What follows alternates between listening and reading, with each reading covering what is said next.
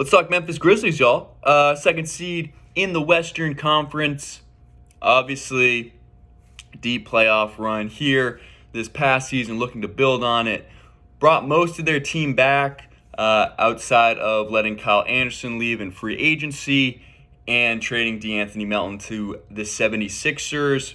Brought in kind of a crop of rookies: Jake Ravia, David Roddy, Kennedy Chandler, Vince Williams.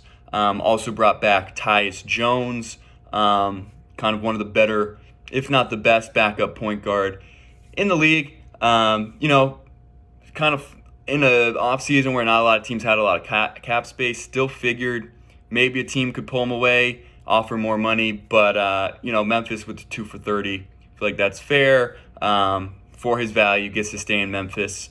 And clearly, Memphis is kind of the homegrown team here, really, when you look at this roster and just, not a lot of free agents, didn't sign any free agents as of now, kind of just re-signing guys, drafting a few in trades. You look at Steven Adams, but generally speaking, they've pretty much built this from the ground up, transitioning from the Mike Conley and Marc Gasol, Zach Randolph era to now, and we can call this generally the Ja Morant era, you would say.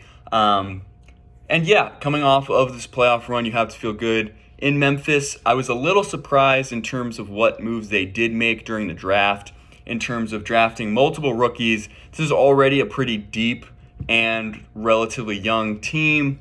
When you consider Desmond Bane, Ja Morant, obviously he's young, Brandon Clark, Xavier Tillman, Zaire Williams. They have a lot of depth just across the board, front court, back court, wings.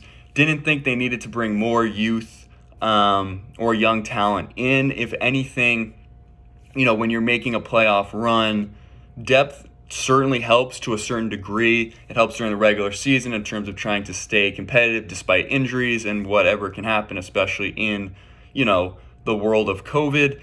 Guys can be out for 2 weeks at any time. So having that depth is great, and still being able to win games. They proved that this past season, kind of putting up incredible numbers without Ja Morant. Whether that means anything, depends on who you talk to. I don't think it means nothing. I don't think it means they should sit out Ja Morant, though, at the same time. But that's all well and good. But I think, in the come playoff time, it's really, you need your top 8 or 9 guys. Your starters are going to play, 35 to 40 minutes. And you just need, the guys filling in, and there's not so much of that kind of like, oh, we need, 5 minutes here or 10 minutes there. It's like, no, we have 8 or 9 guys. They're all going to play probably 20 minutes or more. We have to win this series. It's win or go home. And so I kind of expected Memphis maybe to move more into that kind of, mindset in what transactions they were going to make this offseason in terms of trying to consolidate talent, maybe do a 2-for-1 deal to upgrade a position. Steven Adams, obviously a beast inside. Whether he makes sense in certain playoff series, is kind of the same Rudy Gobert syndrome in terms of, traditional centers that are rebounding defense, pick setting guys. Sometimes they get played off the floor in playoff series. And, they do have the flexibility of playing Jaren Jackson at the 5. But, could they have maybe looked for another kind of front court running mate for Jaren Jackson? Potentially. And when you look at going forward into, next year's playoffs, presumably Memphis will be there. Can Jaren Jackson stay on the floor and not be in foul trouble? Can he still contribute offensively, shooting the basketball at a high rate from the perimeter? He's kind of been this really highly valued guy who, defensively obviously has received, some just respect. But when it comes down to playoffs, can he score? Can he stay on the floor and not foul? Will be a big thing going forward. Desmond Bane's rock solid. Dylan Brooks gets a little too, trigger happy, especially when Ja Morant's not on the floor.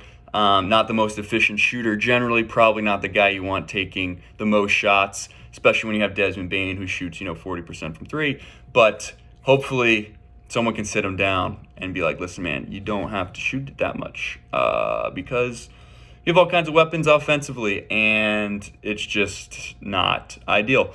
The thing is with Memphis, and this isn't really easy to say because I love this team. I think they kind of won over the hearts of NBA fans across the board in terms of, building everything from the foundation up, just great camaraderie as a team chemistry, everything, great coach.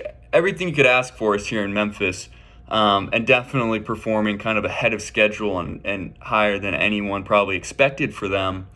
My question is, long-term, can Ja Morant be your number one, especially on a roster that doesn't have a real distinct number two offensive option? Desmond Bane could get there. Whether Jaren Jackson could get there remains to be seen. Dylan Brooks probably shouldn't be a second option, especially on a team that's trying to contend for a title. And, when you look at kind of the history of the modern NBA, it really favors the big wings, LeBron Jameses, the KDs, the Kawhis, the Jason Tatums. Obviously, the main exception is Steph Curry. Now, he is a perimeter guard, obviously the best shooter of all time. So, we can't really take that to mean like any point guard can be your best player, because we haven't seen it a lot outside of him. When you look at Dame, you look at Chris Paul, you look at Russell Westbrook, point guards being the best player doesn't tend to work. And you look at, Steph Curry obviously had crazy supporting cast for a bunch of the titles that he won. Clay and Draymond alone is a lot. You add KD and, it's unreal. So can Ja Morant, as more of an attacking slasher, athletic, vertical-based guard, can he be a number one scoring option? And can he stay healthy? Obviously, that was a major issue in the playoffs and in the regular season. Can he continue this play style while winning playoff series, remaining durable? I think it's a major concern for me if I'm looking at the guys that I would choose to build a team around. Ja Morant, obviously very tempting, can score the basketball, can facilitate, the highlight reels, ridiculous. But when it comes down to it in, a playoff series, where does Ja Morant rank in terms of guys you want on the floor and that you can rely on to be healthy in those moments? I'm not sure he's there yet. Can he get there? Absolutely. Obviously, the sky's the limit with him and this team. It's just a matter of we haven't seen it yet. Let's see it. I hope this is the season we do see it. And Memphis, it's got to be up there in terms of coming out on top in the West. Obviously, Golden State's defending the title, but Memphis now a lot of playoff experience under their belts. Adding some of these young guys, we'll see how much they actually play. I think Jake LaRavia is a great kind of cutter, shooter, should fit in really nicely. David Roddy is kind of a unique talent as well. Hope to see him play some, but there's just not a lot of minutes out there with all these young guys. So really interested to see what Coach Taylor Jenkins does with this rotation. Looking forward to seeing these guys, chop it up on the floor.